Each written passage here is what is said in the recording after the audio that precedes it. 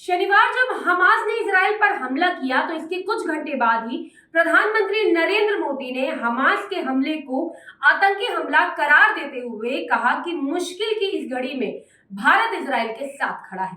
मंगलवार को इजराइल के प्रधानमंत्री बेंजामिन नेतन्याहू ने पीएम को फोन किया और उनसे बात की। इस बातचीत में पीएम मोदी ने एक बार फिर से दोहराया कि भारत इजराइल के साथ खड़ा है और आतंकवाद के हर रूप की घोर निंदा करता है।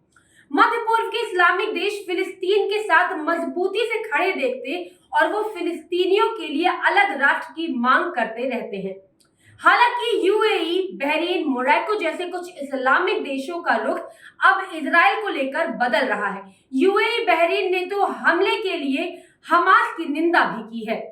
उसके हमले के कुछ घंटों बाद ही पीएम मोदी ने एक्स यानी ट्विटर पर किए गए एक ट्वीट में कहा, इस मुश्किल घड़ी में हम इजराइल के साथ एकजुटता से खड़े हैं। आमतौर पर ऐसे मामलों में भारत का विदेश मंत्रालय बयान जारी करता है, लेकिन पीएम मोदी ने ऐसा न करते हुए तुरंत ट्वीट कर कहा, इजराइल पर आतंकी हमलों से गहरा सदमा लगा है। हमारी प्रार्थनाएं निर्दोष पीड़ितों और उनके परिवार वालों के साथ है। प्रधानमंत्री के इस ट्वीट को विदेश मंत्री एस जयशंकर ने भी रीट्वीट किया। पीएम मोदी ने इजरायली प्रधानमंत्री नेतन्याहू से फोन पर बातचीत को लेकर भी एक ट्वीट किया है। मंगलवार को किए ट्वीट में पीएम मोदी ने लिखा, प्रधानमंत्री नेतन्याहू ने मुझे फोन कर स्थिति की ताजा जानकारी दी, जिसे लेकर मैं उनका धन्यवाद करता हूं। इस मुश्किल घड़ी में भारत के लोग मजबूती से इजराइल के साथ खड़े हैं। भारत आतंकवाद के सभी रूपों की कड़ी को स्पष्ट रूप से निंदा करता है। भारत ने मामले पर जितनी जल्दी प्रतिक्रियाएं दी और इजराइल का पक्ष लिया, उसे कई विश्लेषक मोदी सरकार की इजराइल फिलिस्तीनी पर बदली नीति के रूप में देख रहे हैं। भारत इस तरह के संकट में किसी एक देश का पक्ष लेने के लिए नहीं जाना जाता, लेकिन इस बार भारत ने तुरंत इजराइल का पक्ष लिया है। भारत ने इससे पहले फिलिस्तीन की तरफ से किसी हमले को आतंकी हमला कहकर भी संबोधित नहीं किया। पीएम मोदी के बयान से ये साफ दिखाई देता है कि भारत और इजराइल कितने करीब आ गए हैं। एक वक्त था जब भारत इजराइल से दूरी बनाकर रखता था। सन 1948 में बने इजराइल से भारत ने 4 दशक से ज्यादा समय तक कोई राजनयिक संबंध स्थापित नहीं किए थे। भारत के प्रधानमंत्री जवाहरलाल नेहरू समेत उस दौर के नेताओं का मानना था कि किसी भी धर्म के आधार पर किसी देश का निर्माण नहीं होना चाहिए और यहूदी बहुल इजराइल धर्म के आधार पर ही बना था।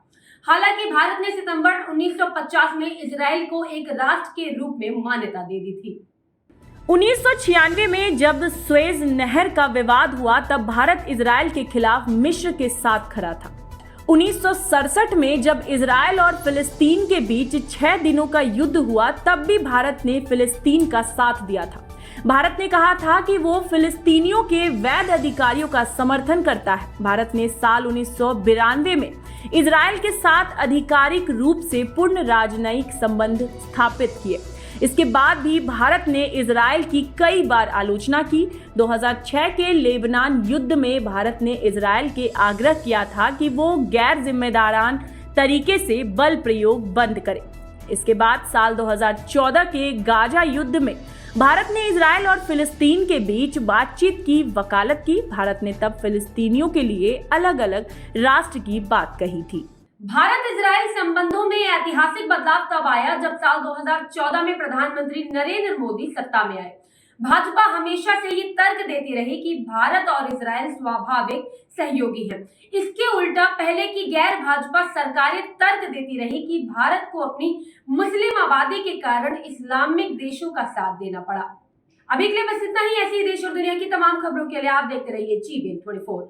ये है जेनेसिस मीडिया नेटवर्क और आप देख रहे हैं GBN 24 न्यूज।